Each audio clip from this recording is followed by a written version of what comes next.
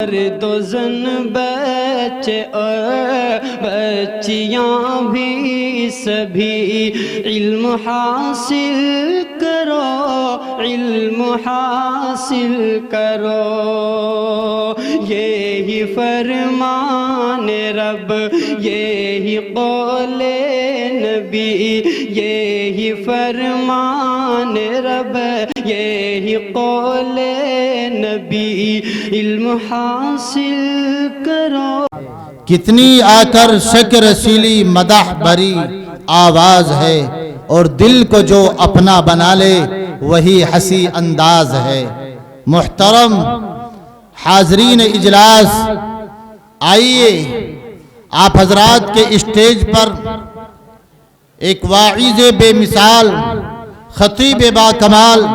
جناب حضرت مولانا مفتی حفظ الکبیر صاحب امام و خطیب کیلا بھٹا تشریف رکھتے ہیں۔ میں حضرت والا سے قبل ایک بچہ ہے محمد سحران، وہ بچہ آئے اور اپنی چھوٹی سی تقریر پیش کرے۔ محمد سحران۔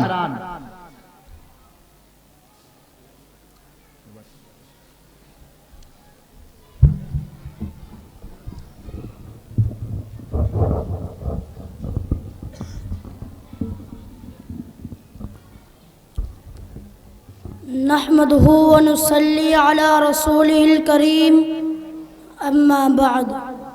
فأعوذ بالله من الشيطان الرجيم،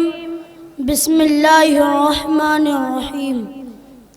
قال الله في كتاب مكنون لا يمسه إلا المطهرون،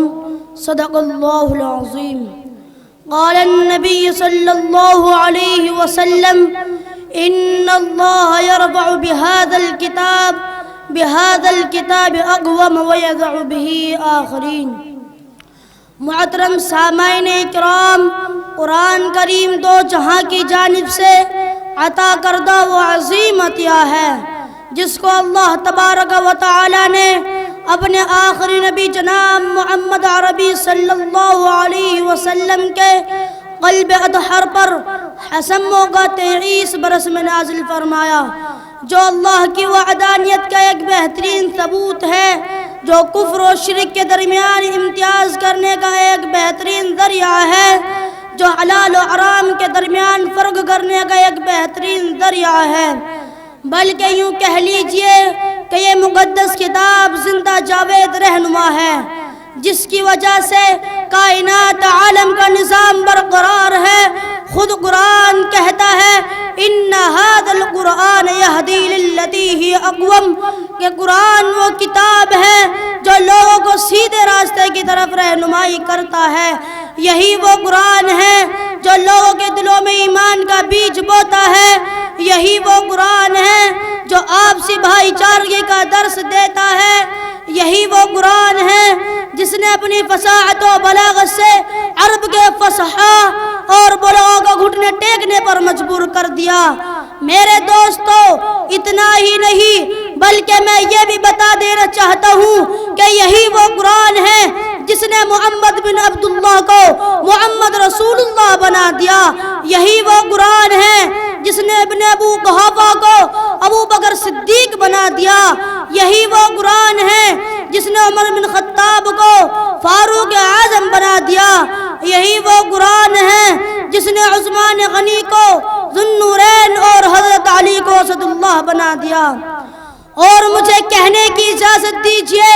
تو میں کہوں گا کہ اگر قرآن نہ ہوتا تو یہ زمین و آسمان نہ ہوتے،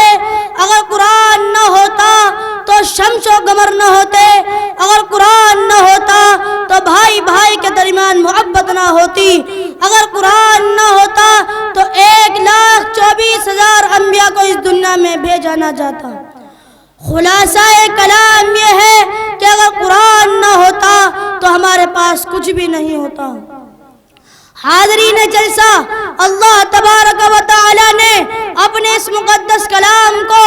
ایسے وقت میں نازل فرمایا جبکہ عرب میں فصحا اور بلغاء کا ایک جم غفیر موجود تھا، زبان پر ان کو کامل عبور حاصل حاصل تھا، ان کا ادنا سے ادنا فرد بھی اپنی فصاحت و بلاغت کے جادو سے لوگوں کو مشہور کر دیا کرتا تھا۔ اس کے ساتھ ساتھ وہ قوم بڑی غیور اور حوصلہ مند تھی، لیکن جب انہوں نے اس مقدس کلام کو کلام الہی ہونے سے انکار کر دیا کہ یہ اللہ کا کلام نہیں ہے بلکہ یہ کلام محمد کا اپنی طرف سے بنایا ہوا ہے، اگر ہم چاہیں تو ہم بھی جیسا کلام پیش کر سکتے ہیں، تو قرآن نے ان کو چیلنج کیا کہ اے اپنی فصاحت و بلاغت پر ناز کرنے والوں،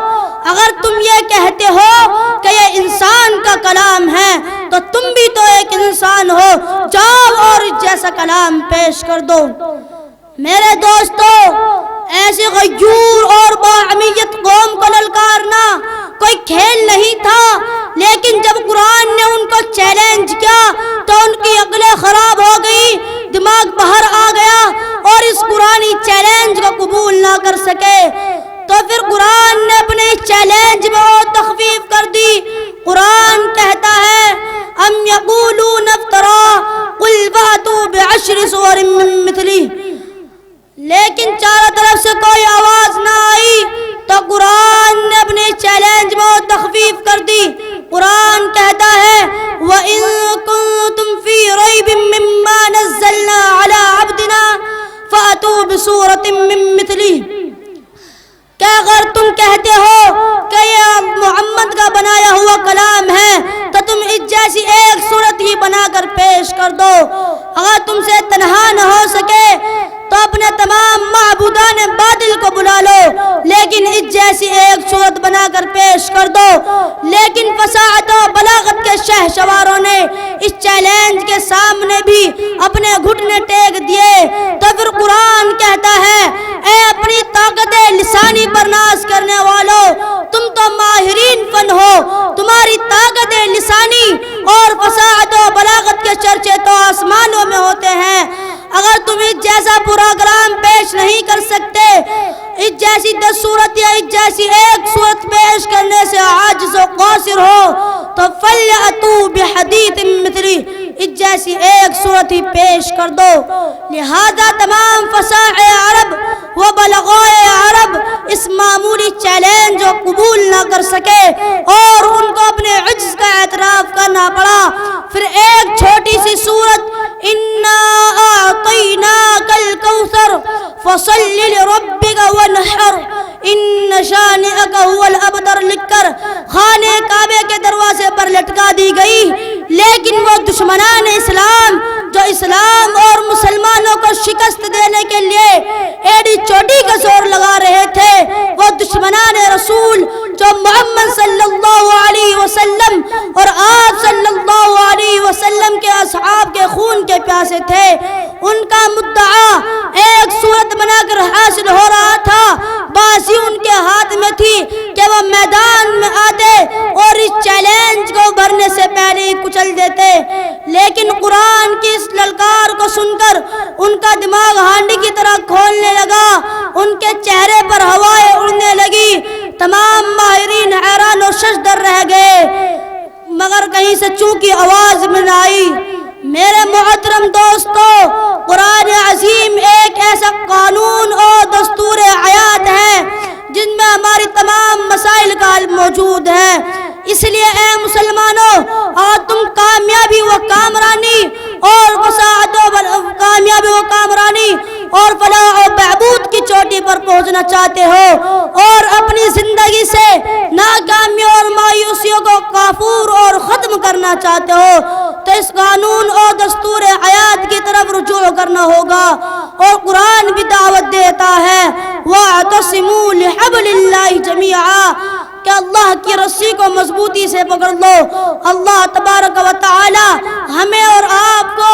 اور تمام مسلمانوں کو قرآن کی تعلیمات پر عمل کرنے کی توفیق عطا فرمائے، آمین۔ وآخر دعوانا الحمدللہ رب العالمین۔ ماشاء اللہ۔